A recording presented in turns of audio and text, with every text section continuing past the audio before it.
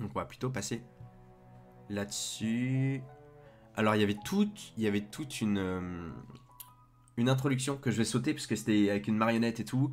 J'avoue, c'est négligeable. Et dites-moi juste au niveau du son, si c'est suffisant pour vous ou pas. J'essaie d'ajuster, voilà la marionnette qui va sur le campus. J'avoue, on s'en fout un peu. J'ai rapproché mon micro comme ça, j'aurais pas à gueuler pour passer au-dessus de la vidéo. Hop, voilà. Et puis là, les cours sont 50 minutes, donc c'est déjà plus court. J'ai pas demandé de sous-titres. Parce que ça a des sous-titres générés horribles.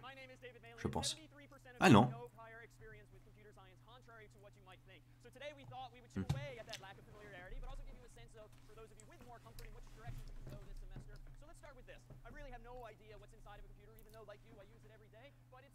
Bon, déjà, première remarque, hein, les amphis, bon, ils sont classe, quoi. Tu sens que c'est Harvard. Là, tu te sens déjà avec tous les ornements en bois et tout, c'est incroyable. Donc là, bah, il explique juste, hein, il dit bienvenue à tout le monde. Voilà. Ah ouais, si, attendez. Donc là, si au début, il commence par dire il y a 73%, non, 73% des gens qui n'ont pas de connaissances en informatique et qui arrivent donc en CS50.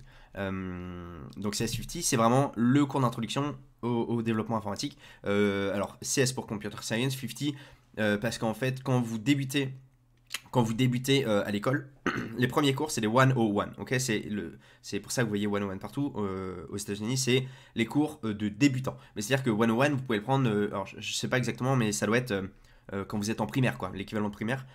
Donc en fait, 50, c'est là l'équivalent de après le bac à l'université, quoi. Bon, eux n'ont pas le bac, mais voilà. Donc en gros c'est pour un petit peu démystifier. Bon là on est en 2014 donc c'est peut-être un peu différent maintenant, mais 73% des gens qui sont dans la salle n'ont aucune expérience avec les computer science, donc l'informatique. Et donc déjà ça donne un indice, ça veut dire que on dit attention, ne pensez pas que tout le monde à côté de vous c'est un génie et que vous êtes nul et tout. Non, il y a 73% des gens pour qui de toute façon c'est la première expérience avec l'informatique.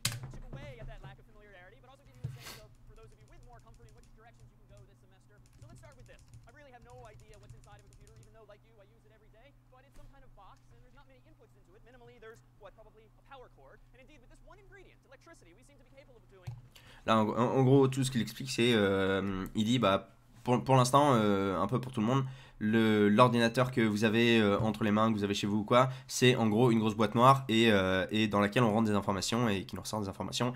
Et la seule truc à laquelle on peut se rattacher un peu, c'est la prise électrique, ok, de l'ordinateur qui est nécessaire pour fonctionner, quoi.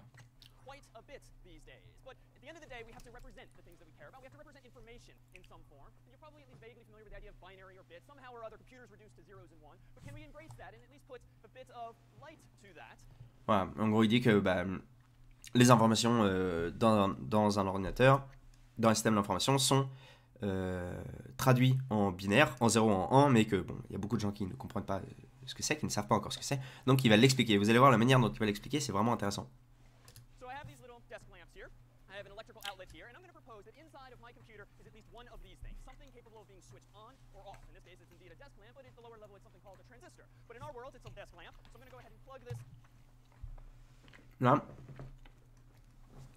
Là déjà c'est intéressant parce qu'en gros, donc il dit que ce qu'il a besoin c'est de représenter une information et que donc une lampe de chevet ça peut représenter une information parce que c'est l'information, elle est allumée ou elle est éteinte.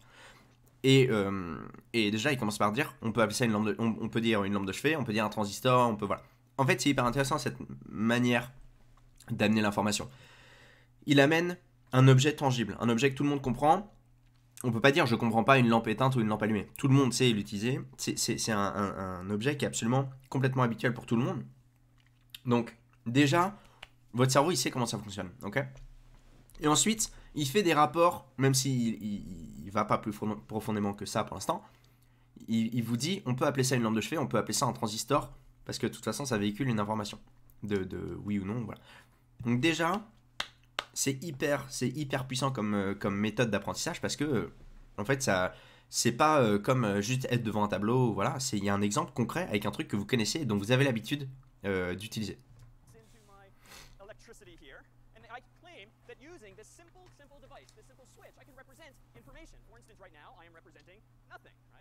Voilà, donc là il dit, ce que je veux vous montrer, c'est qu'à partir d'un simple interrupteur, on peut représenter une information. Là déjà je représente une information, c'est le rien. Ok? 0, faux. Voilà, là j'ai représenté un 1. Là en fait c'est ultra clair déjà pour tout le monde. Même les personnes qui pensent que le binaire c'est du chinois et que c'est pas compréhensible et tout.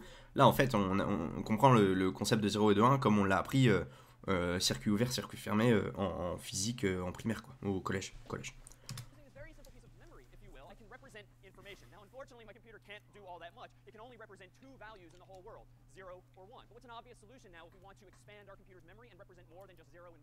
Voilà, là effectivement avec un seul 0 ou 1 c'est un peu compliqué pour l'ordinateur de faire des trucs pratiques. Donc comment est-ce qu'on étend? Et là vous allez voir, là va commencer à y avoir de l'interaction. Ou un peu après. Et à chaque fois il redit, on va reprendre une lampe ou un interrupteur ou un transistor.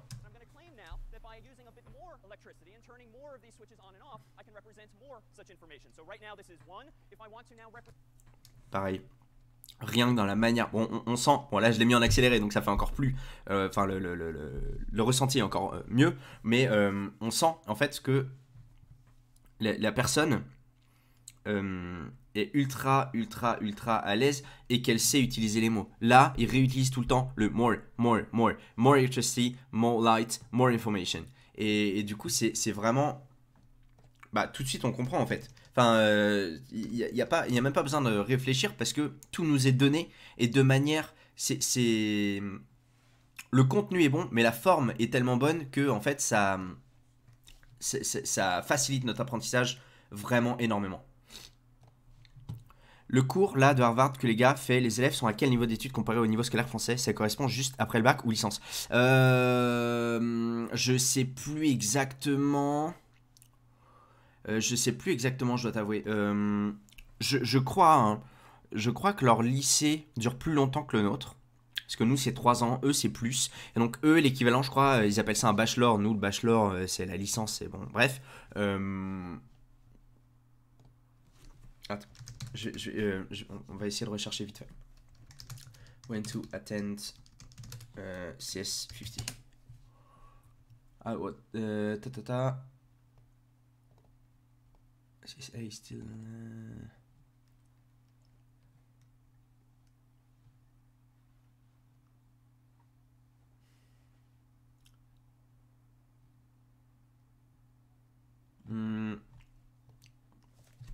When can I go? Je sais pas comment chercher. Non, on va mettre American School System. Comme ça, on devrait peut-être avoir un Wikipédia système éducatif aux États-Unis. Parfait. On va regarder vite fait. Chronologie. Alors, caractéristiques. Preschool, elementary school, high school. Vous voyez, ils ont 4 années au lycée. Contre, par contre, 3. Alors que nous, on a 6ème, 5ème, 4ème, 3ème. Donc, on a 4. Donc, en fait, ils en bougent 1. Community college, college or university, undergraduate. Et donc, je crois que c'est ça. En fait, eux, c'est débouchant sur un Master of Science. BS. Je suis pas sûr. Je crois qu'il faut être graduate au moins. Donc je crois qu'il faut avoir fait au moins 1 an à l'université. Il faut avoir un bachelor, il me semble. Hein. Mais je suis pas sûr. En tout cas, ouais, ils sont 14, 15 ans, 16, 17, 18 ans. Donc là, s'ils sortent du lycée à 18 ans, donc c'est comme nous. Donc, non, cycle de 4 ans. Non, mais ça doit être pendant ça, hein, je pense. Premier cycle universitaire. Aux États-Unis. Oh, ça doit être dans ces eaux-là. Je pense. C'est de toute façon. Ça doit être. Ouais. Au début de l'université ou pendant la période d'undergraduate. Je crois. Si quelqu'un le sait, n'hésitez pas à le dire. Donc j'étais juste en train de changer le titre du stream.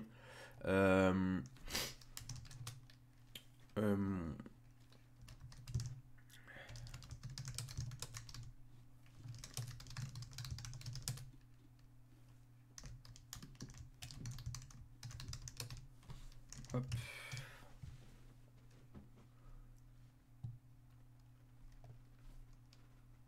Hop là, j'ai juste mis à jour les infos du stream comme on fait plus de coding game du coup. Ok, on est reparti.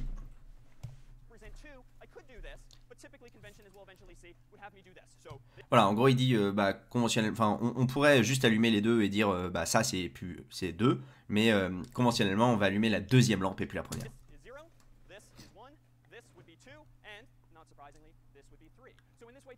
Voilà, ok, bon, vous avez compris. Hein. Après, je sais pas s'il y en a qui ne connaissent pas du tout le binaire. Ce serait intéressant dans le chat. Est-ce qu'il y en a qui connaissent le binaire ou pas du tout? Enfin, ouais, plutôt, est-ce qu'il y en a qui connaissent pas le binaire? Et savoir si vous pouvez éventuellement avoir compris. Alors là, c'est un cours en accéléré. Moi, je m'arrête pour réagir et tout, mais ce serait intéressant.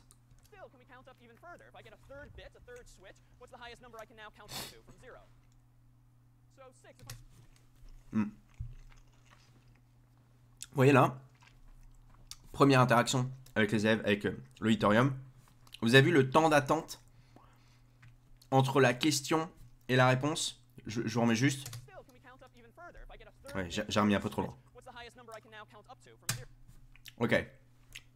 Là, il vient de poser sa question. Voilà. Je sais pas si vous avez entendu, mais parce qu'on l'entend assez bas. Mais en gros, il y a moins de 3 secondes entre le moment où il pose la question et il a déjà 2, 3, 4 réponses. Je sais pas, on entend plusieurs personnes, même si vous ne l'entendez pas forcément. Et il a une réponse directe, il va la prendre instantanément. Ok, il a pris une réponse fausse. Il a peut-être eu une réponse vraie. Il a pris une réponse fausse exprès. Enfin, exprès parce que justement, bah en fait, ça déculpabilise. Ok, il dit pas non, c'est faux, c'est pas 6. Il dit 6, ok, on va voir. Voilà. Et là, il va continuer, il va compter, et on n'arrivera pas à 6, évidemment.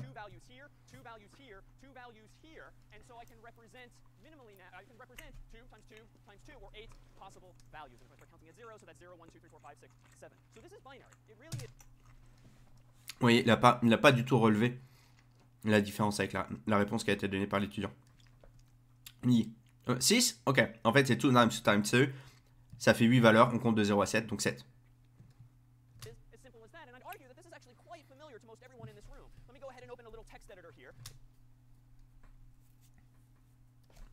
Pour moi, binaire s'arrête à 1-0. Après, ce qu'il y a derrière, pas de backup informatique hormis Viber en autodidacte. Bah, écoute, justement, tu pourras nous dire peut-être si tu peux rester un peu. Si tu as pu apprendre justement comprendre le binaire vraiment, comment ça fonctionne un peu plus que ce que tu avais déjà comme connaissance.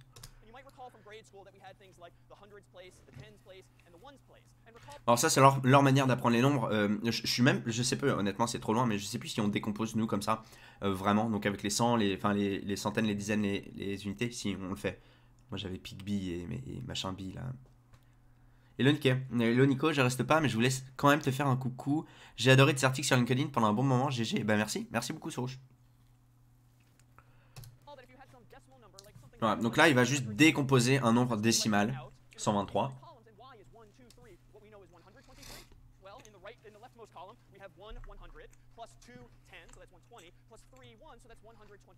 Now this world that we just illuminated is exactly the same as you've been familiar with for years, except now our columns aren't powers of 10, they're just powers of 2. So whereas that's the ones place, this is going to be the twos place, this is going to be the fours place, and because I am only using the simplest of mechanisms to turn things on and off, electricity is flowing or electricity is not flowing, I don't quite have the same expressive range as 0 through 9. We're going to keep it super simple in this world of computers. Voilà.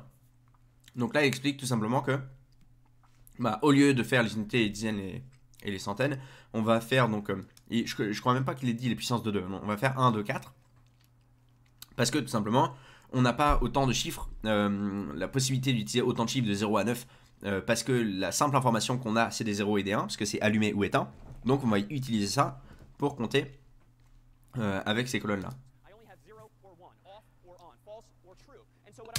Ouais, à chaque fois le parallèle, on a allumé, éteint, 0 ou 1, allumé, true, vrai ou faux.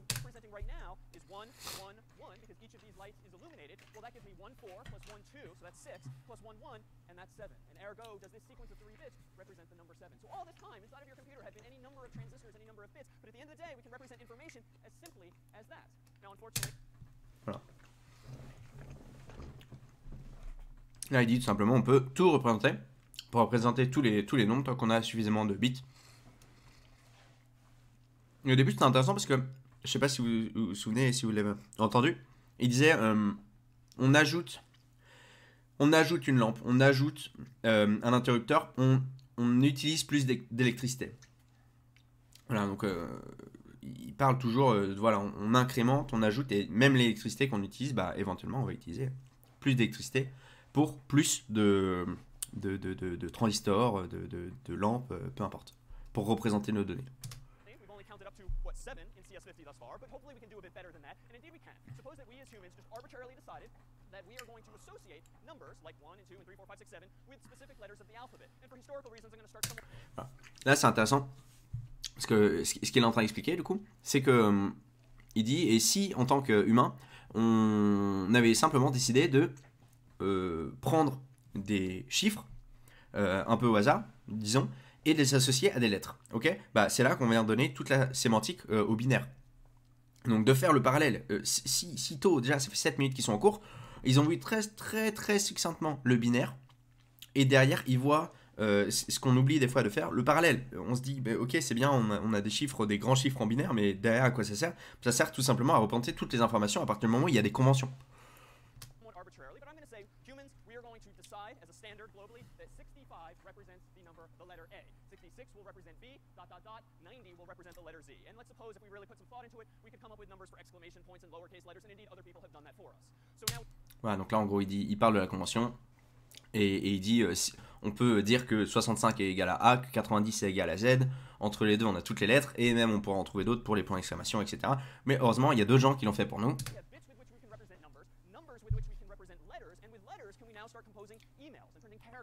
Voilà. Ah, il a dit, à partir de bits, donc d'informations binaires, on peut représenter des chiffres. À partir de chiffres, on peut représenter des mots, enfin des lettres et des mots. Et donc, on peut composer des emails, etc., etc. Vous voyez, on a fait déjà toute la chaîne, en moins de 10 minutes, on a fait toute la chaîne d'informations. Vous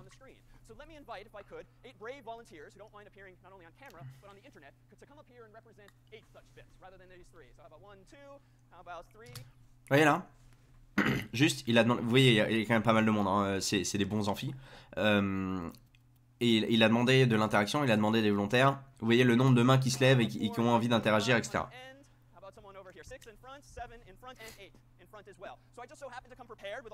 Vous voyez, les gens, ils se lèvent, ils vont directement là-bas.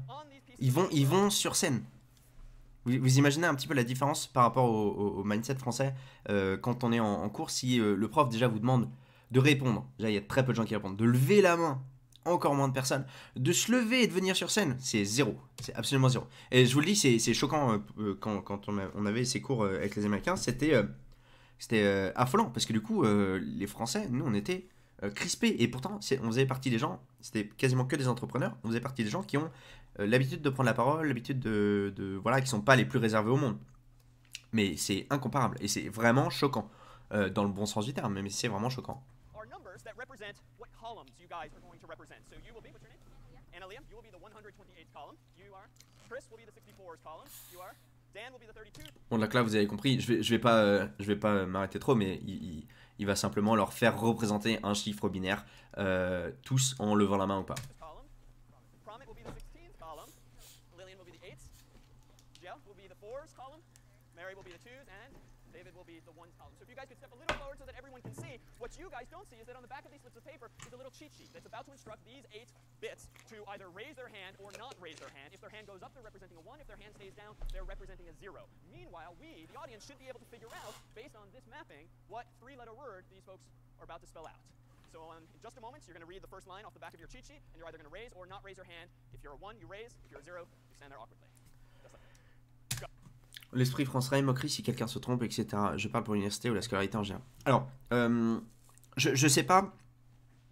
J'évite de balancer des trucs comme ça parce que, en fait, c'est difficile à dire de savoir si on a peur de lever sa main ou quoi, parce que quelqu'un va se tromper, ou si. Enfin, qu'on a peur de se tromper et de se faire moquer, ou si simplement on se moque quand quelqu'un se trompe. Parce que pour se défendre en fait, c'est un espèce de mécanisme de se défendre aussi, de se moquer de quelqu'un parce qu'il se trompe. Et malheureusement, c'est pas cool, mais des fois ça va chercher voilà, assez loin dans notre histoire, dans notre culture. Donc c'est moi, j'essaie juste de faire de faire le parallèle et qu'on se rende compte et de voir la différence. Mais voilà, il y a d'énormes différences entre la France et les États-Unis et plein d'autres pays en termes de culture. Donc après, faut pas non plus faut pas forcément blâmer ce qu'on a. Faut s'en rendre compte et on peut essayer de faire le travail sur soi-même ou essayer d'amener les choses dans notre société, mais faut pas. On n'entend pas beaucoup le son de la vidéo. Je peux le monter, je vais vous le monter. Est-ce que je vous le montre? Non, je vais pas vous le monter comme ça parce que moi il est assez fort dans mes oreilles. Je vais vous le monter comme ça. Vous allez me dire si c'est mieux. Go. What number, first and foremost, are these guys representing? 66, right? We have a 1 in the 64 Est-ce que c'est column, mieux? a 1 in the 2's column. That gives me 66. So that appears to be representing B. So you guys have spelled, okay, that's enough. B. So now let's move on to our second letter. Go. Who's quickest at math here? So 79, again, if we add up all of the columns in which there's a 1s currently, just like we did before with the simplest of examples of 7, we now get the number 79, which according to our mapping is the letter O. So we're almost there. B, O, and lastly, go. What are they representing now? Less consensus?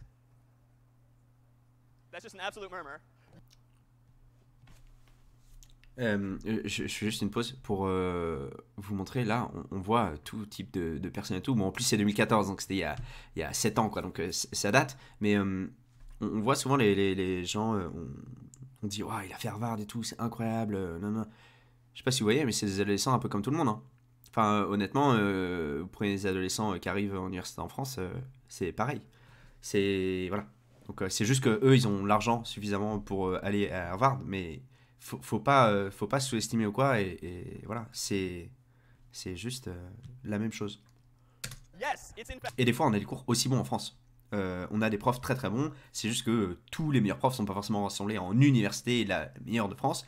Ça arrive, en informatique, on a peut-être un peu moins ce truc-là que des fois en lettres, en sciences politiques, où ils ont des professeurs ultra connus, etc.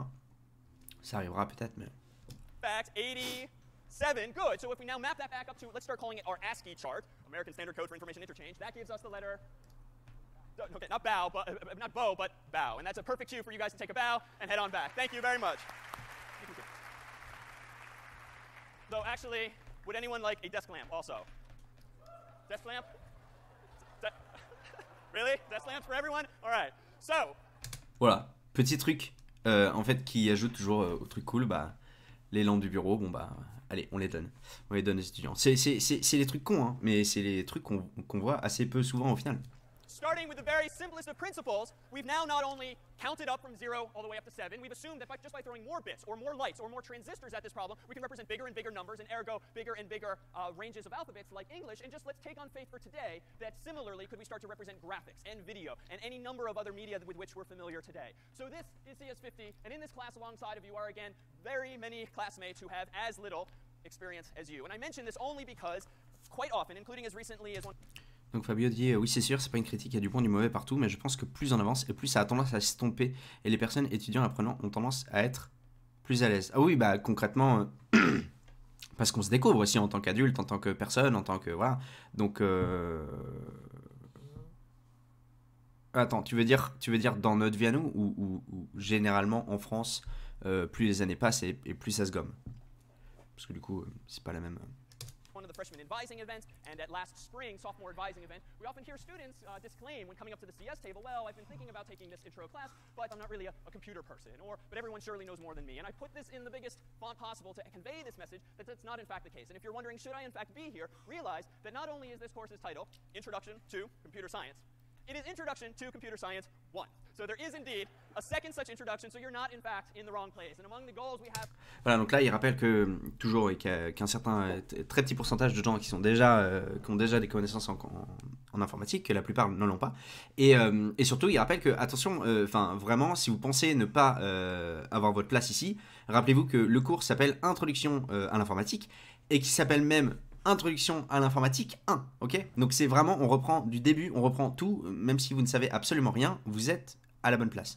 For today, or to assuage any such concerns you might have, but also to paint a picture of what's in store for students less and more comfortable alike in this course. But first, a word on one of the handouts you have today, among which are a number of FAQs. It's been a vision of ours for some time now to introduce a new grading option into this course, namely SAT on SAT. Philosophically, for me, It is much more important that the students in this class engage with the material, be challenged by the material, and worry far less about the mechanics of actual scores and letter grades at semesters. Voilà, là en gros il est en train de simplement dire, parce que ce qui est génial, hein, que lui en tout cas il n'a pas envie de s'intéresser que le système de notation et tout ça est en train de changer ou a changé, mais que lui, ce qui l'intéresse principalement, c'est que les gens comprennent, que les gens se passionnent, que les gens voilà, soient intéressés et communiquent et échangent autour de l'informatique et des choses comme ça, plus que les notes.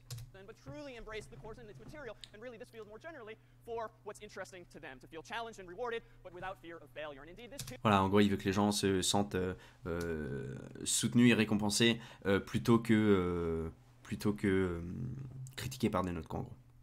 Dans notre vie, à nous, par rapport à avant, de nos jours, je ne sais pas trop comment se comportent les élèves. Oui, dans notre vie à nous, ouais, mais c'est effectivement, c'est dû à plein de choses, et aussi parce que plus tu avances dans tes cours, plus en général, tu te passionnes parce que tu te spécialises dans quelque chose qui te passionne de plus en plus. Donc nécessairement, quand tu es en bac plus 4, bac plus 5, tu es entouré de gens qui sont un peu plus passionnés, ou en tout cas qui aiment beaucoup ça, ou voilà, et donc qui ont envie d'interagir et tout ça, et qui passent au-dessus de cette peur culturelle-là, quoi. And other introductory courses in other fields that you have this trepidation when it comes to putting one's toes in unfamiliar waters. I myself, back in 1995, was a freshman. I was very much focused on being a Gov concentrator here, and yet I'd always grown up with a bit of an interest in computer science. I was always curious, but back then even, I had this fear of even stepping foot in CS50, so much so that I didn't even shop it. Voilà, là c'est intéressant parce que lui, il prend il essaie de mettre une petite dose d'humilité. On voit que c'est un très bon prof, on voit qu'il explique qu'il a un rythme incroyable, voilà, il est fait pour ça, mais il dit que lui-même en 95, quand il était donc junior ici, freshman du coup à l'université. Donc freshman du coup, ça doit être, ça doit être la première année d'université à Harvard. Et il dit que il était donc à leur place et que lui-même il s'est demandé s'il y était bien fait parce que vraiment il connaissait absolument rien à l'informatique et tout. Donc voilà, c'est pour continuer dans son discours, quoi.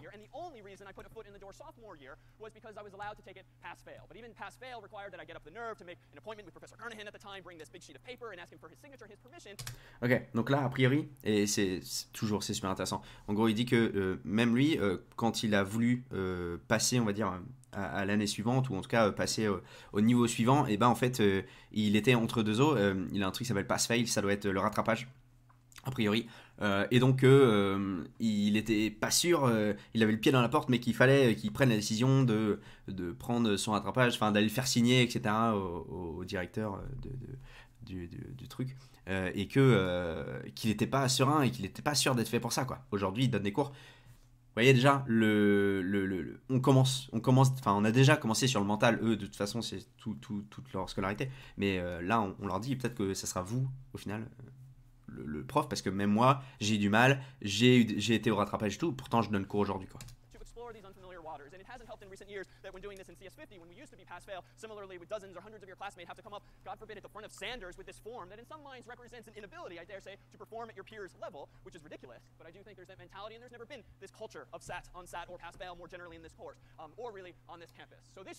Bon, lui, il critique, il se permet tranquillement de critiquer en gros le système comme il fonctionne actuellement, et a priori il a le droit de le faire, il a le droit de le faire, il est fier de le faire, quoi. On a le droit de le faire à l'université aussi, hein. Tous les profs ne le font pas, mais il y en a qui le font.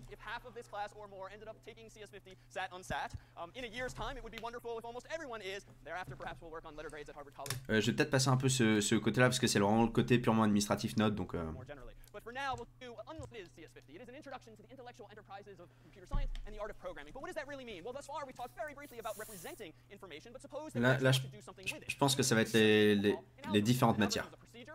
Alors, je vais voir du coup s'il avait commencé avant.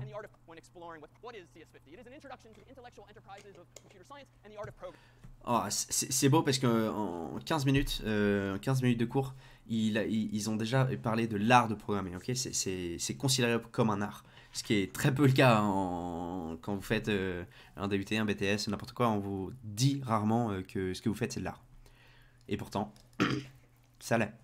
But what does that really mean? Well, thus far we talked very briefly about representing information, but suppose that we actually want to do something with it. We need to introduce the notion of Sobadli nous dit: ce que je trouve le plus compliqué avec l'informatique, c'est l'étendue du milieu, la quantité d'informations à dispo.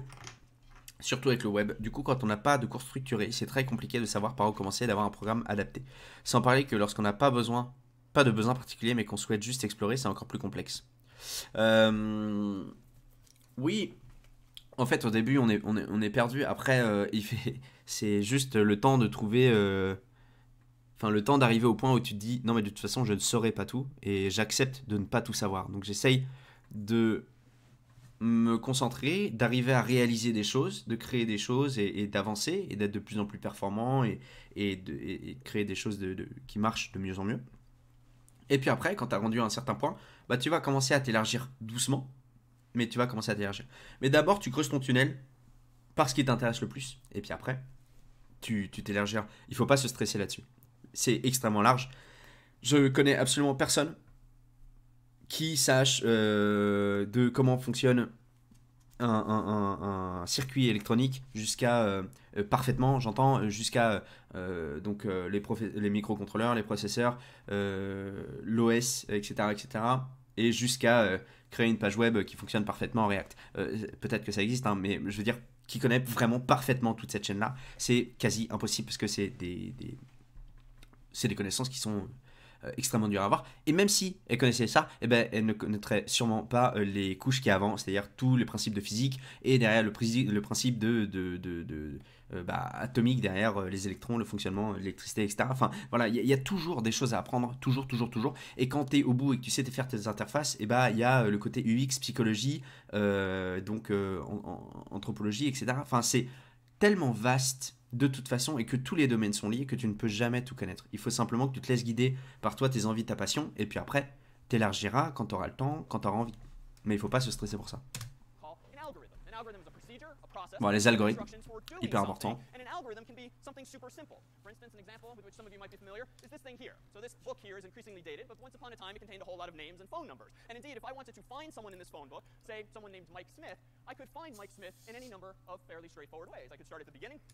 Voilà, alors là, du coup, ce qui est intéressant, c'est qu'il décrit simplement donc, les différentes choses, les différentes matières, on va dire, qu'ils vont voir dans le cours de Computer Science. Et là, il commence déjà à introduire les algorithmes, et comme c'est un mot qui est pas forcément que tout le monde ne connaît pas ou qui fait un peu peur, il explique déjà, toujours, vous voyez, avec un exemple concret, ok? Il montre un phonebook, un annuaire, et il dit, bah, tout simplement, pour trouver le numéro de quelqu'un, et bah, il y a plusieurs manières de faire, et donc ça, c'est des algorithmes. On peut commencer à la page 1 et continuer.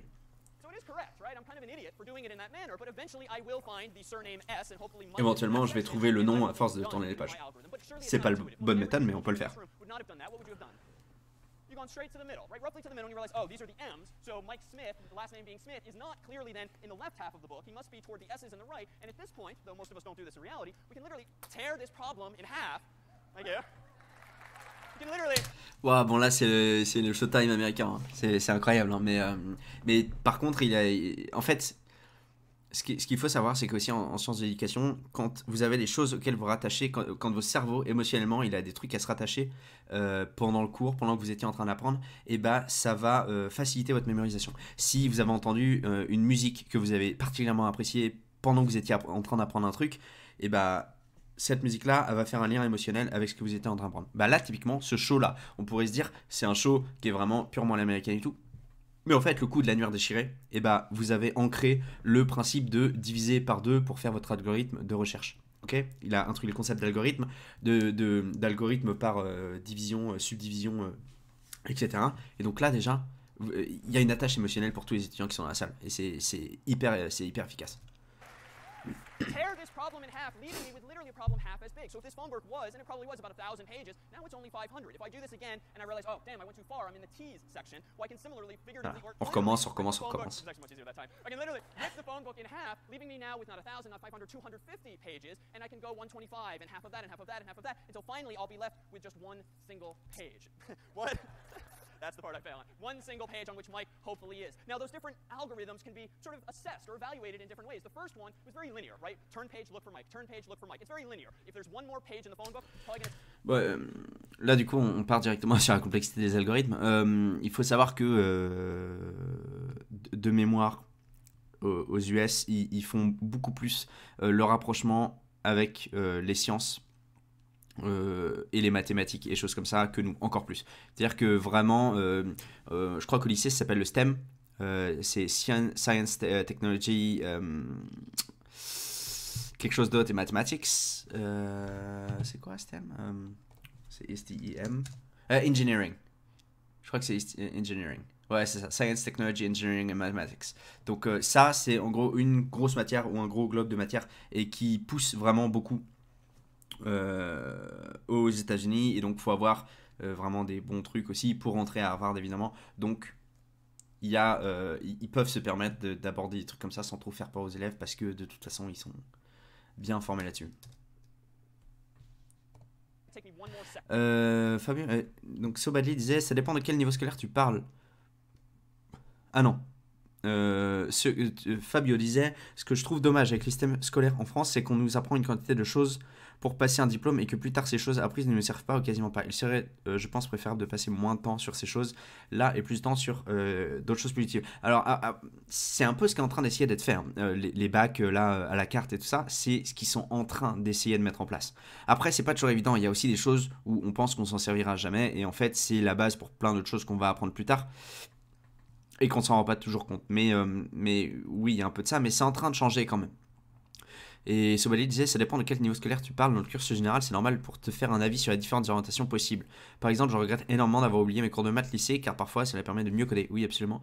Plus intelligent et efficacement. Je ne pensais pas qu'il pourrait parfois y avoir autant de mathématiques dans les algorithmes. Dans les algorithmes, effectivement, on peut en avoir sans trop de mathématiques et utiliser la logique. Par contre, quand on a certaines bases mathématiques, on peut vraiment faire des trucs beaucoup plus efficaces. Et pareil, Sobadli, c'est vraiment un truc qui me manque. Je suis complètement d'accord. Moi, j'ai toujours eu un problème avec les maths. À partir du lycée, principalement, même au collège, j'étais pas fou. Pourtant, je suis développeur aujourd'hui et j'ai même été jusqu'au master. Donc voilà, mais clairement, je suis complètement d'accord. Et pourtant, il y avait plein de choses. J'ai jamais réutilisé un théorème de Thalès. Je sais même plus. Je vois le principe, mais je ne saurais même plus le faire aujourd'hui, mathématiquement. Et donc il y a des choses qu'on réutilise. Moi j'ai réutilisé par exemple pas mal de trigo en dev dans des jeux pour des déplacements, pour des choses comme ça. Mais si j'avais pas fait ça, ça m'aurait jamais servi de la vie. Donc je pense qu'il y a effectivement un juste milieu et voilà. Sauf qu'on a peu de cas concrets appliqués sur ces enseignements dans le cursus général. Donc on se dit souvent que ça ne servira à rien, c'est une erreur d'interprétation. Mais exactement comme ça, c'est exactement ça. Et je pense que tu vois, le type de cours là qu'on est en train de voir, aux US, c'est aussi ça, un petit peu. Alors, après, ça dépend beaucoup des lycées. Eux, l'enseignement public est vraiment assez horrible, par faute de moyens. Peut-être que. Je crois que Joe Biden a une grosse. A une envie là, de financer de plusieurs milliards de dollars, même peut-être milliers de milliards de dollars, l'enseignement public. Donc, peut-être que ça changera dans le futur. Mais moi, Pythagore, je m'en souviens quand même. Pythagore, ça va. Qu'est-ce que je vais dire? Ouais, et en fait, mais de toute façon, l'idée c'est d'essayer à chaque fois dans les bons lycées et tout ça, de faire comme ça, des explications mathématiques, de donner des cas vraiment concrets avec des objets que tu touches, que tu manipules, etc. One more unit of time, however we're computing time. So I might draw it like this line here, whereby as the size of the problem increases from left to right, phone book gets smaller to bigger, and time is going to increase on the vertical axis the bigger the phone book is. So n is just a general variable that computer scientists use to represent some value, some number. So n is going to increase linearly. Double the size of the phone book, it's going to take me twice as much time, most likely, to find Mike. Now I could have been smart about this, right? I was getting bored quickly, so could have done this by twos. So 2 pages, then 4, then 6, then 8, and I could start flying through it a little faster, albeit at minor risk of overshooting Mike. But that curve isn't going to be all that different. It's still going to be a straight line, but slightly. Voilà, donc là, typiquement, c'est donc la complexité des algorithmes qu'on appelle O de n. Là, il explique ce que c'est un O de n, c'est-à-dire que plus vous avez de pages, plus ça va être long. De toute façon, ça va pas, voilà, on croit. N divisé par 2, si on va à 2 pages par 2 pages, enfin non. Si on va par 2 pages, puis 4 pages, puis 8 pages, ça va être de plus en plus rapide. But what did I do? I actually did something fundamentally better. I achieved what we'll call logarithmic time, log of n, voilà. Whereby this green line has a much. Alors que quand vous vraiment divisez par 2 les pages chaque fois, au bout d'un moment, en fait, si vous avez l'infini ou 2 fois l'infini, l'étape supplémentaire à effectuer, c'est une seule fois parce qu'on va diviser par 2, ok? Alors que théoriquement, c'était l'infini qui séparait les deux, ce qui est un nombre qu'on ne se représente même pas. Et là, 2 infinis par rapport à l'infini, c'est simplement une étape. Donc, la courbe se lisse. Voilà, c'est ce qu'on appelle log de n, donc complexité log de n. Parce que il y a une en maths du coup qu'on appelle une asymptote horizontale. much less straight edge to it, and rather it suggests, as it sort of approaches infinity ever so gradually, that I could actually take a 1,000-page phone book, double its size next year, because suppose a lot more people move into town, so now I've got 2,000 pages, but how many more steps is that smarter algorithm going to take? Voilà, c'est exactement ce que j'étais en train de dire. Du coup, là, il le demande aux élèves. Il dit combien ça prend si je double le nombre de pages dans l'annuaire l'année prochaine. Just one. Voilà, juste une seule. That's a powerful thing. If we go to 4,000 pages next year, that's going to take me only 2 more steps. So you can throw bigger and bigger problems at me. Not unlike the web is throwing bigger and bigger problems every day at Googles and Facebooks of the world, and it's not such a big deal because I put more thought and care into my algorithm with which to solve problems efficiently. And indeed, that will be one of the goals of this course. You will along the way learn how to... Ouais, Sobali, je suis d'accord. C'est la représentation de ce qu'on apprend, la mise en pratique de ce qu'on apprend sur des vrais trucs qui pêchent complètement. program. You'll learn how to program in any number of languages. But at the end of the day, Et c'est pas évident, hein. Enfin, je veux dire, moi, pour essayer d'écrire, enfin, pas pour essayer, pour écrire des articles justement de vulgarisation sur mon blog tous les jours, il y a plein de fois où j'essaye de l'expliquer avec des exemples concrets, mais où c'est pas évident. Parce que c'est vraiment pas évident, et même quand on trouve un exemple, c'est pas forcément un exemple qui va parler à tout le monde. Donc des fois, il faut trouver 2, 3, 4 exemples différents pour que tout le monde comprenne. Sauf que trouver 4 exemples, c'est 4 fois plus long. Donc on n'a pas forcément ce temps-là disponible, donc il faut relativiser aussi.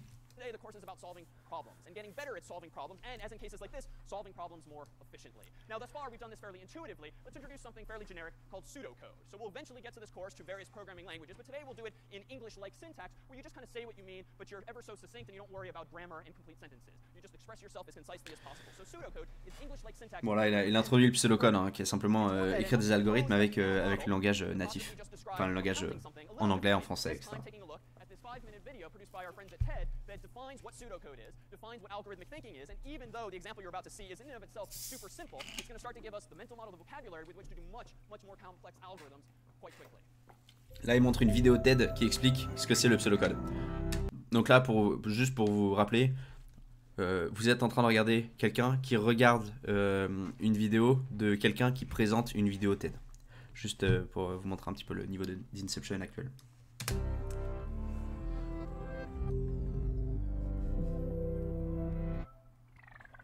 What's an algorithm? In computer science, an algorithm is a set of instructions for solving some problem, step by step. Typically, algorithms are executed by computers, but we humans have algorithms as well. For instance, how would you go about counting the number of people in the room? Vous voyez un peu la différence? Bon, c'est un truc TED, donc déjà, c'est bien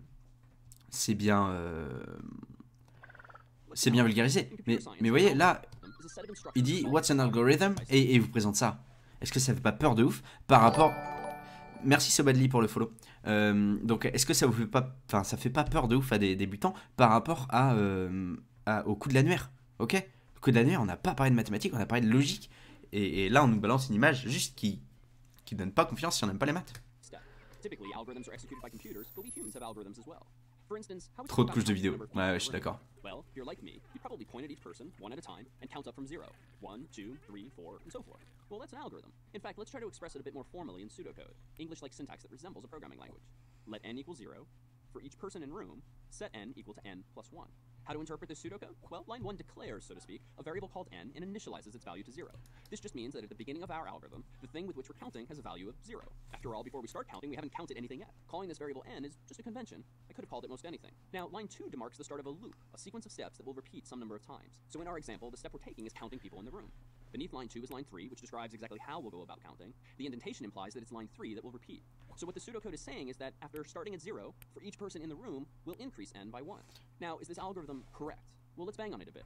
Does it work if there are 2 people in the room? Let's see. In line 1, we initialize n to 0. For each of these 2 people, we then increment n by 1. So on the first trip through the loop, we update n from 0 to 1. On the second trip through that same loop, we update n from 1 to 2. And so, by this algorithm's end, n is 2, which indeed matches the number of people in the room. So far, so good. How about a corner case, though? Suppose that there are 0 people in the room, besides me, who's doing the counting. In line 1, we again initialize n to 0. This time, though, line 3 doesn't execute at all, since there isn't a person in the room, and so n remains 0, which indeed matches the number of people in the room. Pretty simple, right? But counting people one at a time is pretty inefficient too, no? Surely we can do better. Why not count 2 people at a time? Instead of counting 1, 2, 3, 4, 5, 6, 7, 8, and so forth, why not count 2, 4, 6, 8, and so on? It even sounds faster, and it surely is. Let's express this optimization in pseudocode. Let n equal 0. For each pair of people in room, set n equal to n plus 2. Pretty simple change, right? Rather than count people one at a time, we instead count them 2 at a time. This algorithm's just twice as fast as the last. But is it correct? Let's see. Does it work if there are 2 people in the room? In line 1, we initialize n to 0. For that one pair of people, we then increment n by 2. And so by this algorithm's end, n is 2, which indeed matches the number of people in the room. Suppose next that there are 0 people in the room. In line 1, we initialize n to 0. As before, line 3 doesn't execute at all since there aren't any pairs of people in the room. And so n remains 0, which indeed matches the number of people in the room. But what if there are 3 people in the room? How does this algorithm fare? Let's see. In line 1, we initialize n to 0. For a pair of those people, we then increment n by 2, but then what? There isn't another full pair of people in the room, so line 2 no longer applies. And so by this algorithm's end, n is still 2, which isn't correct. Indeed, this algorithm is said to be buggy because it has a mistake. Let's redress with some new pseudocode. Let n equals... Bon, voilà, du coup, là, j'explique comment utiliser le pseudocode et comment essayer de trouver un algorithme en pseudocode et qui soit un algorithme qui fonctionne. C'est pas mal. Honnêtement, je sais pas si c'est l'exemple compter les gens dans une pièce et tout. Je sais pas si c'est l'exemple. C'est pas celui que j'aurais pris, mais pourquoi pas. Hein, voilà. For each pair of people in room, set n equal to n plus 2. If one person remains unpaired, set n equal to n plus 1. To solve this particular problem, we've introduced in line 4 a condition, otherwise known as a branch, that only executes if there's one person we could not pair with another. And so now, whether there's 1 or 3 or any odd number of people in the room, this algorithm will now count them. Can we do even better? Well, we could count in 3s or 4s or even 5s and 10s, but beyond that it's going to get a little bit difficult to point. At the end of the day, whether executed by computers or humans, algorithms are just a set of instructions with which to solve problems. These were just 3. What problem would you solve with an algorithm? That is the only time I'm here for. But where that story leaves off now is how can we do better? Quand j'ai commencé à apprendre les boucles, ça a changé ma vision sur l'automatisation, car auparavant c'était une lecture ligne après ligne, sans retour en arrière, donc c'était aussi l'approche qui change, et si cette notion n'est pas introduite dès le début, ça peut faire peur de se dire que pour 1000 valeurs à tester, il faudrait écrire 1000 lignes de test. Ouais, en général, les boucles, tu les apprends quand même assez rapidement, enfin je sais pas, mais là l'approche par jeu est astucieuse, je trouve. Oui, non, complètement. Non, non, mais la forme est cool. Juste le fait de compter des gens et de compter un par un, puis deux par deux, mais faire attention. Je sais pas si c'est pour des gens qui débutent tout juste. Je trouvais son exemple à lui de l'annuaire assez parlant.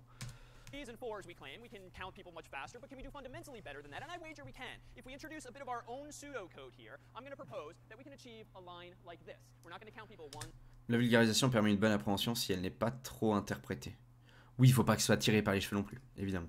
2, 3, 4. We're not going to go 2, 4, 6, 8. We're going to do fundamentally better by rethinking the problem, and in this case, leveraging an otherwise underutilized resource. In just a moment, I hope you'll forgive and humor us by standing up in place, at which point we're going to ask each of you to take on in your mind the number 1. You're then going to, increasingly awkwardly as time passes, find someone else who is standing, combine your numbers together by adding them up. One of you is then going to race to sit down first, and the other person is going to repeat. So in other words, by seeding all of you with the number 1, and then combining those 1s into 2s and those 2s into 4s, with everyone increasingly sitting down, we should, at the end of this algorithm, have just one lone soul who didn't sit down fast enough, but who has the entire audience's count in his... Incroyable. Non, mais c'est aussi pour ça que je suis désolé, j'adore le télétravail et les trucs à distance et tout, mais là, de faire ça dans un théâtre avec des élèves qui vont le faire, c'est incroyable. Donc, en gros, ce qu'il va leur demander de faire, c'est il va tous leur assigner un nombre de 1, ok ? Et j'ai pas entendu exactement, mais je pense que les élèves genre autour vont dire leur nombre, vont donner leur nombre à leurs voisins de gauche ou de droite ou plus vers le centre. Et donc le nombre du voisin va devenir 2 et ça va s'incrémenter. Et du coup, en fait, ils vont réussir à compter le nombre de gens qu'il y a dans la salle hyper rapidement, juste en faisant une somme. Et celui qui sera complètement au milieu, et on va lui dire, j'en sais rien, 71. Et lui, il va dire 72 parce que moi je suis plus 1 et terminé. Et du coup, on va voir, enfin, ça fait un calcul en parallèle de tous les élèves, comme si on avait autant de trades qu'il y a de nombre d'élèves sur le tour de la salle. C'est incroyable comme vision, je pense.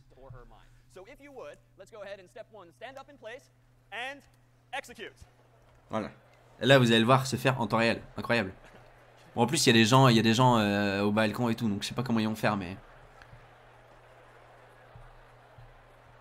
Ils vont peut-être faire 2 groupes, hein.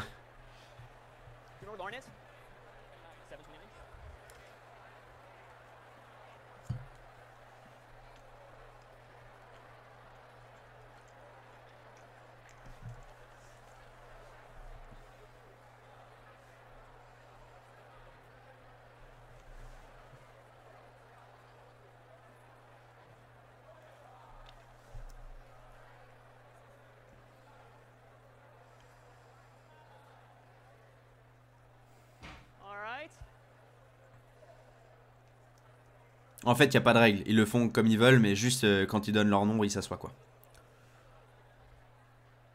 All right, we should be nearing the end. We see one fellow standing here still. Who else needs to be paired? If you guys want to pair off. Vous voyez, ça a été un bordel quand même pas mal. Il y a eu énormément de bruit et tout, mais c'est l'exercice. Lui, il s'en fout, il retourne à son PC. Il demande juste, je crois, il a demandé à la personne qui contrôle les entrées combien il y avait d'étudiants dans la salle et voilà. Ouais, c'est un bordel, c'est un bordel organisé, mais quand il dit, ok, vous devriez bientôt avoir fini, vous avez entendu, ça s'est calmé direct. Someone up top. Why don't I lend a hand here for the very few people who are still standing? What numbers do you have in your mind? 78 plus who's standing down here? Plus 39 plus who else is still standing? 81. Okay, who else? Another 81? Wow. And then what's in back? 49 plus 98 plus. Was that someone else? 12? Good job. Oh, oh, good job. Anyone else still standing? Sorry? 99. Anyone else still standing? And the total number of students here is actually, according to... Oh, do you have a number? What? Oh, well, the actual number of people in the room, according to the count that the teaching fellows were doing on everyone's way in, was 729. So, out of a room full of Harvard students who counted themselves, the answer is 637. So close. What's... Presque. Ouais, il y a un petit écart quand même, mais on a l'ordre de grandeur. Mais après, voilà, parce que bah, aussi c'est des étudiants, hein, c'est pas des machines. Mais l'exercice est super cool. Et il a introduit la notion de bug. Putain, trop fort.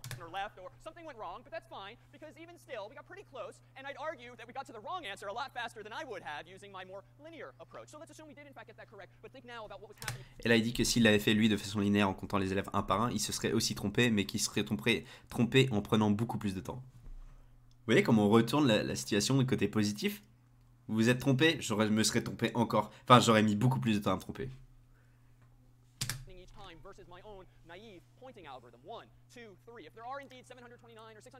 Ah, exactement, Fabio. Pointings of the finger and incrementing my total count. And I could do a little better by going 2, 4, 6, 8 and double that speed, maybe even triple or quadruple, depending how well I can do that counting in my head. But this approach that you guys took was fundamentally different because at the beginning, all of you stood up, so all 729, and then literally half of you sat down. And after that, another half of you sat down. And after that, another half of you sat down. And the total number of times that you guys could have sat down is roughly 8 or 9 or 10 total times, depending on what our total count is. And we can sort of do this the other way. If we had 1,024 people in the room, the total number of times you could have 1,024 people is 10.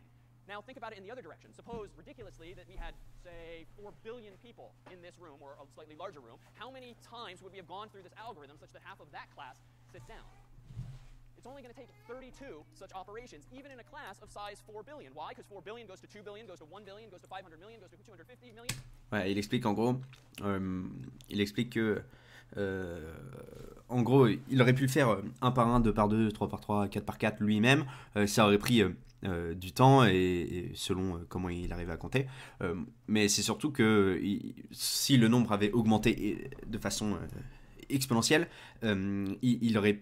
La différence de temps entre ce que eux ils ont fait et ce que lui il aurait fait n'aurait été incomparable. Là, ça aurait été comparable à 700, 6 ou 700. Mais il dit combien de temps on aurait mis si il y avait 4 milliards d'élèves dans la salle, ce qui est un peu énorme. Et bah...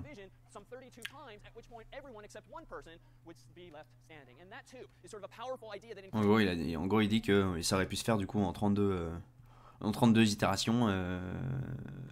Parce que du coup ça réduit par 2 et donc à chaque fois voilà, 2 puissance 32 ça doit faire 4 milliards a priori. Et bah écoute, je dois aller regarder un cours, à bientôt sur LinkedIn ou Twitch. Et bah écoute, à bientôt Fabio, bonne journée à toi. Try to leverage in this course and in programming and computer science more generally these germs of an idea with which we can then solve problems much more powerfully. So we started quite simple with that pseudocode and a guy in a room, but now with a whole room full of people, have we done fundamentally better? Well, let's now transition from pseudocode to some actual code. This language you're about to see happens to be called JavaScript, and we'll return to this towards semester's end. It's a programming language that you use. Ah, je pensais pas qu'on partirait là-dessus, mais a priori le premier langage qu'ils vont apprendre c'est le JavaScript. Ça me fait plaisir. Non, en vrai, pas nécessairement, mais ok, c'est cool. C'est 2014. Hein. 2014, on est sur AngularJS. Hein. Bon, le JavaScript, c'est vrai, commence à exploser et à redevenir vraiment populaire.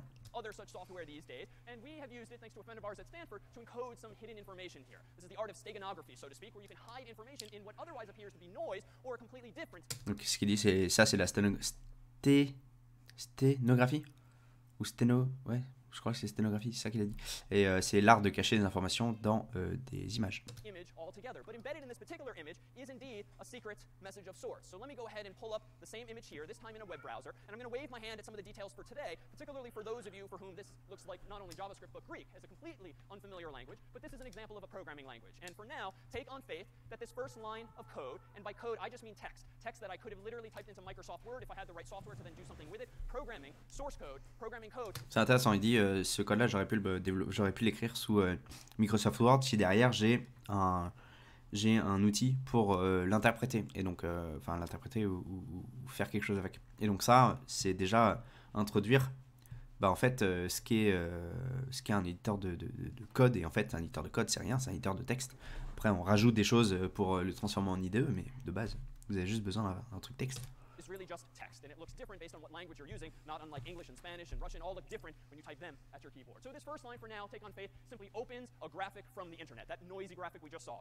This next line here is an example of a loop, and we actually saw that same jargon in the TED video. A loop is something that happens again and again, and even though this absolutely looks cryptic with the keyword for and some parentheses and some semicolons, we'll come back to that before long, but that loop there essentially is telling the program, iterate over all of those noisy dots from left to right, top to bottom. Because at the end of the day, an image like this, and you can actually kind of see it on this projector, is really just a grid of dots. So we can identify Voilà, il a introduit évidemment la notion de pixel, que c'est une grille de points, tout simplement, et qu'on peut parcourir de gauche à droite et de haut en bas. by a coordinate x, y, and with this program now, can we begin to do something to those dots? So what I'm going to go ahead here and do is I'm going to make some changes. First, I'm going to go ahead and get rid of all of that greenish and bluish noise, and I'm going to go ahead and type the following, admittedly cryptic syntax. IM for image, set blue at location x, comma location y to 0. In other words, I want to just turn off all of the blue dots in that picture. I'm going to go ahead now and click this run/save button, and you'll notice on the right-hand side, the resulting image appears. Now it's super green, but that's not surprising because I literally turned off by making a 1 is Donc là, il a supprimé tous les pixels bleus, 0, all of the juste avec une petite ligne, et il a expliqué tout ce qu'il a fait en code. Il est en train de taper du code, mais il explique petit à petit, donc voilà, ça reste compréhensible. green, all of the blue in that picture. Well, now let's do it a bit more. IM for image dot set green x, y, and that just means iterate from left to Vous vous rendez compte, je sais pas. Alors moi du coup, avec mon expérience, enfin on fait tous du développement a priori, je sais pas. Bienvenue aux gens qui arrivent parce que je vois que vous êtes neufs. On va terminer en pas tant de temps que ça, mais vous voyez déjà que là, ça fait littéralement 34 minutes qui sont intégrées dans le premier cours d'introduction à l'informatique. Et on a parlé de binaire, on a parlé d'algorithme, on a parlé de pseudocode, et là on leur montre du JavaScript. Et pourtant, tout a été amené pour que ça reste compréhensible en fait. Et ça, c'est balèze. right, and then top to bottom. Turn that off with a value of 0 as well. Save. And on the projector, you can't actually really see anything at all. On my laptop screen, if I peer in just the right way, I can see a bit of an image because there's still some red in there. If you've ever heard the acronym RGB, red, green, blue, it's referring to this composition of an image using just those three colors. And right now, we've thrown away all green, all blue, but there's not much red. So let me crank up the red. How can I do that? Well, first, I'm going to ask this program a question. I'm going to go ahead and let's call it a variable, just like in algebra, you can hit X or Y or Z. I'm going to declare a variable and say, put in this variable temporarily, the value of the image is get red value at X, Y. And again, we'll come En gros, il dit qu'il reste quelques points en rouge, mais que le problème c'est qu'il y a tellement peu de points en rouge et que c'est sur un rétroprojecteur et tout ça que on les voit pas, donc il va a priori les amplifier. Donc il récupère la valeur du rouge de chaque pixel et il va le mettre à 255, je pense que. Then I'm going to do something to it. Then I'm going to do image.setRed at x, y, but this time I'm going to boost it by doing red times, let's say 10. So Voilà. increase it by a Bon, il va factor juste les 10, booster. zoom out now, and click run save, and voila, that was there the entire. Est-ce que c'est pas impressionnant? Est-ce que c'est pas impressionnant? Non, en fait, c'est donc la technique de sténographie, hein, c'est pas si compliqué que ça, mais de l'introduire comme ça et de révéler la Tour Eiffel juste en ayant tapé 4 lignes, il y a un côté magique quand même. On va pas se le cacher. Même moi, je suis excité alors que j'ai un master, donc ça devrait pas me concerner, mais je sais pas, je trouve ça tellement incroyable la manière dont il présente. Couldn't quite see it. So again, this now is real code, an example of a language that we'll come back to before long, but realize, particularly those of you with no such experience, it's quite soon that we ourselves will be writing code. Pour ceux qui arrivent, déjà bienvenue. N'hésitez pas à follow la chaîne pour me retrouver en stream tous les jeudis, midi 14h en général. Et juste, la vidéo est accélérée en 1,5 puisque comme moi je fais les commentaires, que je vous réexplique, que je vous traduis grossièrement ce qu'il dit, du coup ça permet de passer. Bah là, en fait, on a fait les 50 minutes en c'est un peu plus de temps que prévu, donc bah on n'a pas fait les 50 minutes, on a fait 35 minutes. fact, a tool with which you're all somewhat familiar, perhaps, the CS50's own core shopping tool, which was actually rebooted this summer by some of CS50's own former students, now turned TFs. So this happens to be a website built in a language called PHP. It uses a database called MySQL, things with which we'll get our hands dirty later in the semester. But believe it or not, even something like this ultimately reduces to the simplest of loops and conditions and branches like those we saw just a moment ago in the TED video. What I thought I'd do now is share not just something we, the staff, have made for the campus, but rather something us former students. Donc là, il dit simplement qu'il leur montre un site qui a été créé par d'anciens étudiants qui contient des cours d'Harvard et il leur dit que en fait, qui le croit ou non, tout le site a été créé au final en réduisant tout à des boucles, des conditions et des choses qu'ils ont vues juste dans le TEDx d'avant, quoi. And 3 students, in fact, made this past year, Sierra, Daniel, and Sam, the last of whom had no prior programming experience when he took CS50. And for their final project, they exhibited at the CS50 fair an application called Wordly, which is a web-based program for which they made this video that I thought I'd share to give you a sense of just what is possible by term's end. Et là, il montre un projet qui a été fait par d'anciens étudiants à la fin du à la fin du cours du cours global CS50, quoi. Et avec des gens qui avaient aucune expérience dans l'informatique, ce qu'il a répété depuis le début.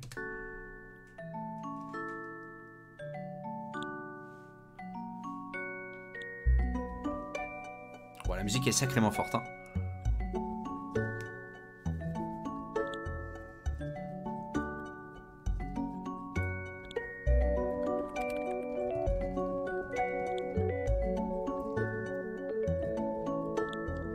C'est un truc de création d'histoire collaborative, quoi, en gros.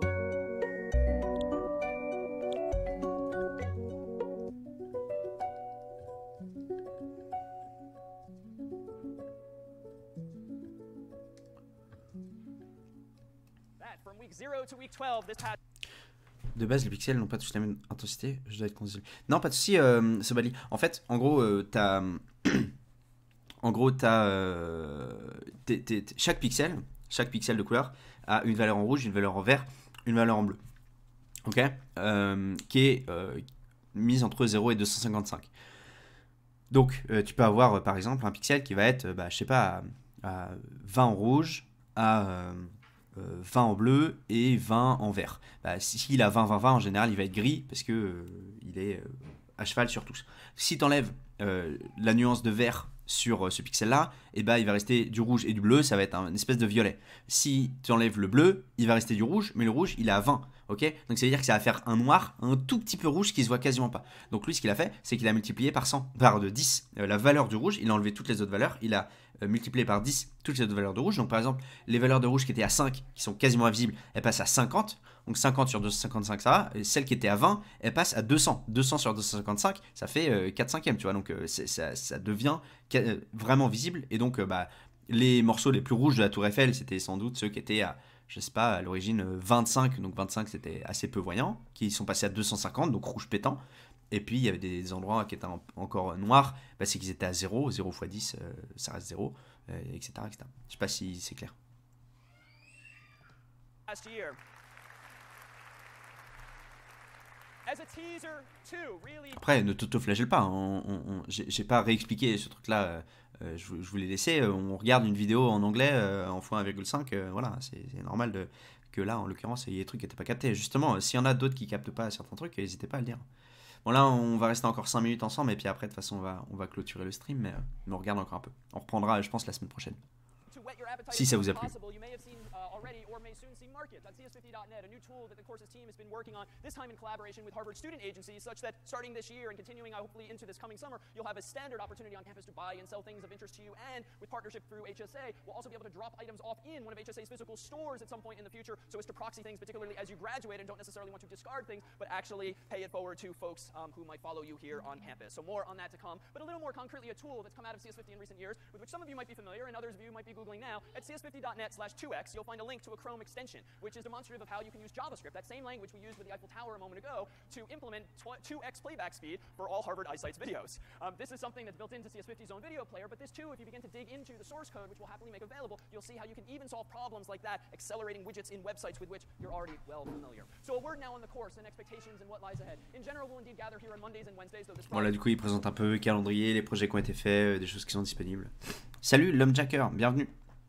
will gather because of shopping week, 1 to 2 p.m. though sometimes until 2:30. Given that you might therefore want or have Ouais, je le laisse dérouler un peu, hein, parce qu'en vrai, on s'en fout. Et merci pour le follow, Lumjacker. Tout ça, c'est des trucs administratifs, on s'en fout un peu. To that URL online for additional details. But in terms of the support structure that characterizes CS50 for students more and less comfortable alike, we offer distinct tracks of sections. And this is a couple of weeks off, but before long you'll be asked as to your comfort level. Are you among those less comfortable, more comfortable, or somewhere in between? And we'll have 3 distinct tracks that cater to precisely. Ça, c'est intéressant. Ils fournissent des parcours aux étudiants selon s'ils sont moins confortables, plus confortables ou entre les deux. Ce qui est intéressant, parce qu'en fait, on pourrait se dire, bah, ceux qui sont moins confortables, éventuellement, va falloir peut-être reprendre des notions, peut-être arriver à les booster, à les remotiver, etc. Et tandis que ceux qui sont à fond, bah, on va juste leur donner des trucs pour qu'ils puissent continuer dans leur coin et se faire kiffer, etc. Sobali, ah ok, c'est pour ça qu'on voit aucune zone vraiment noire. Je pensais qu'il y avait que des pixels verts, d'autres que des bleus et d'autres que des rouges. Non, justement, ouais, c'est rouge à bleu. Mais là encore, par exemple, il faut avoir des notions sur les couleurs primaires, leurs nuances, la vision, la physique. C'est pour ça que beaucoup de matières sont intrinsèquement liées. C'est discussion millionnaire, merci beaucoup. Ouais, absolument. Non, c'est vrai que je crois pas qu'il l'ait expliqué lui, je l'ai pas entendu en parler. Et après, ça pour le coup, c'est même pas de la physique, hein, c'est vraiment purement, c'est de la numérisation de la donnée. C'est comment est-ce qu'on représente une image avec des trucs de vert, de rouge, de bleu. Honnêtement, je sais pas. Mais comme ils ont, j'avoue, des cours de STEM, donc engineering, je pense qu'ils en parlent peut-être un peu avant au lycée, des trucs comme ça. Those audiences. So at no point in the term should you even feel like you're competing against any student with more or less background than you. Indeed, the course is meant to be much more collaborative and much more open than that. In terms of the problems that Ok, ils parlent quand même de compétition, ce qui est intéressant. Ils instaurent une forme de collaboration, mais de compétition entre les élèves, et ils veulent pas que les élèves soient en compétition avec des élèves trop forts et que ça les décourage. Et donc c'est pour ça aussi qu'ils font les tracks. C'est un choix. C'est une vision très américaine, hein, de mettre les élèves en compétition pour qu'ils donnent le meilleur d'eux-mêmes et tout. Après, voilà. Do you understand English? Oh yeah, if you're English, Lemjaka, you can speak English in the chat, no problem. I can switch from French to English. In addition to the standard edition of each week's problem set, there's often a So hacker welcome. edition that's meant to be targeted at the 5 to 10% or so of the demographic who's indeed among those more comfortable and would like more of a challenge than the standard edition of that piece set expects. More details on those can be found in the syllabus, but also in there can be found details on the course's late days. Typically, problem sets are due on Thursdays. However, you can extend many of your deadlines this fall from Thursdays to Fridays simply by meeting us halfway, so to speak, answering a few warm-up questions in some of the week's problem sets that will automatically then give you an extra 24 hours. We will also drop your lowest score as per the syllabus. To give you a sense of what the problem... Là, c'est intéressant, truc que je trouve qu'on fait trop peu quand ils prennent les notes des étudiants, ils enlèvent les moins bonnes, les 2 moins bonnes, ce qui est intéressant comme concept. Parce que bah, t'as le droit de te foirer en fait, c'est le droit à l'erreur. C'est toujours hein, dans le même track qu'au début, on parle des erreurs, l'erreur est humaine et on a le droit de faire des erreurs.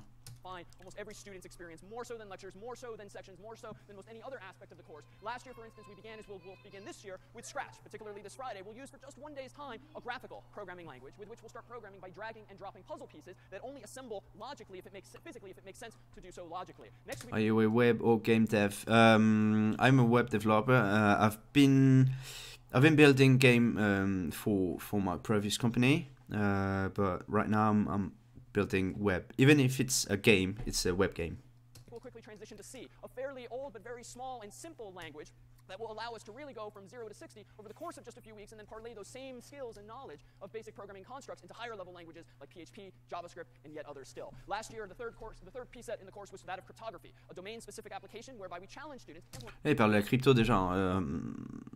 Il parle d'apprendre la crypto, donc commencer par Scratch, ensuite ils vont faire du C et de la crypto. Crypto, on l'introduit quand même assez tard en cours, mais parce que ça demande des bases de maths que souvent effectivement on a moins.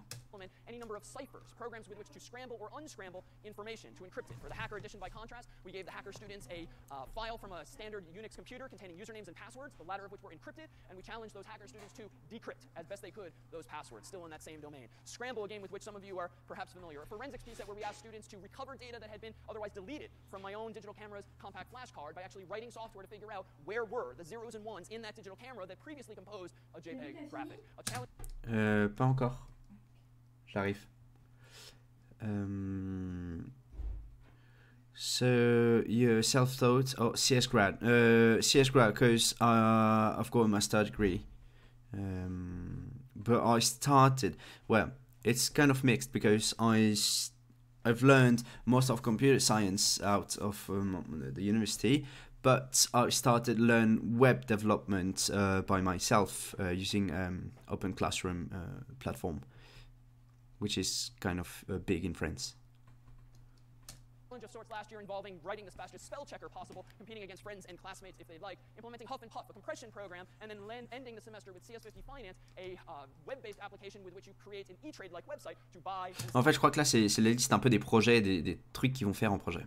Je crois. sell stocks, so to speak, by actually pulling nearly real-time quotes from Yahoo Finance. What we didn't do last year was one problem set that remains nonetheless a favorite. If you've never gone to shuttle.cs50.net, you'll see a user interface a little like this that 2 years ago the class implemented using Google Maps and the Google Earth plugin and a little bit of savvy with driving around campus, so that the objective of this game was, as you can see from some of the faces, is to drive around campus looking for staff, teaching fellows in 2014 est fait par des étudiants de CS50. Hein.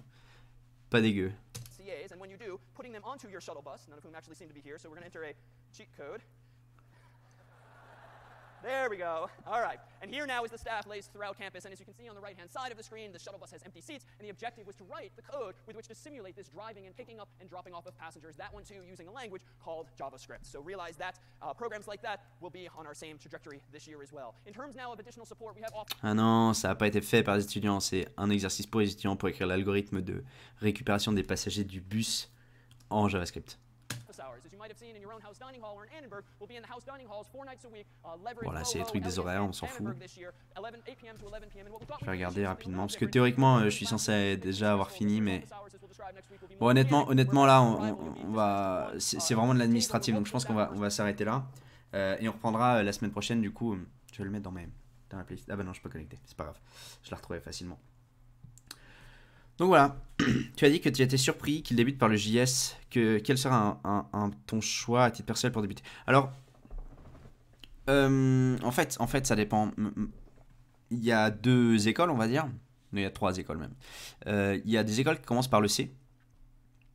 Parce que, en fait, une fois que c'est dur d'apprendre. Donc, tu as pas mal de drop-out. Tu as pas mal de gens qui lâchent, malheureusement, parce qu'effectivement, ça fait peur et c'est dur à apprendre. Merci, Chudé ou Chud pour le follow. Donc tu as pas mal de gens qui lâchent un peu, mais par contre une fois que tu connais le C, tu peux apprendre absolument n'importe quoi et c'est beaucoup plus simple. Ok, donc le début est dur, mais par contre après la suite c'est une bouchée de pain. Après tu as des gens qui font un peu l'intermédiaire, qui font du Java, où c'est possible d'aller vers le C parce que tu comprends quand même pas mal de... Enfin tu apprends quand même pas mal de concepts qui sont liés et où tu peux voir des trucs un peu plus bas niveau, même si ça reste quand même assez, relativement haut niveau. Et t'en as qui commencent par le JavaScript, où là, pour le coup, c'est très haut niveau, c'est très simple, on va dire, pour débuter. Par contre, après, tu galères en général parce qu'il y a plein de briques élémentaires qui te manquent, comme les références, la gestion de la mémoire, les choses comme ça, qui, on dit toujours, il n'y a pas à s'en occuper. Et en fait, si, il y a à s'en occuper parce que sinon, si tu comprends pas, en tout cas, ce qui se passe, et bah, tu as des problèmes. Donc, je dirais que ça dépend. Si tu es ultra motivé et que tu es quelqu'un qui aime bien la théorie et qui est prêt à t'asseoir pendant quelques heures, pas mal d'heures, et que c'est des études plutôt longues, tu peux faire par le C et tu auras vraiment des gros avantages plus tard. Nous, c'est ce qu'on a fait en DUT et j'ai trouvé la méthode plutôt très bien. Voilà. Donc il y a ça. Et le JavaScript, après, c'est juste que c'est ce que font maintenant beaucoup d'écoles ou de bootcamp qui vont très très vite. Et c'est bien parce que ça va vite, que la syntaxe est facilement compréhensible et tout ça, mais par contre il y a des notions du coup que tu vois pas. Voilà, sur ce je vais vous laisser. J'espère que vous avez bien aimé le stream. Dites-moi vraiment si ça vous a plu et si vous voulez qu'on recommence la semaine prochaine de continuer sur les cours de CS50. Si vous avez bien aimé, moi j'ai bien aimé, j'ai trouvé l'exercice plutôt cool. Voilà, donc on peut faire ça, on peut continuer là-dessus si ça vous a plu.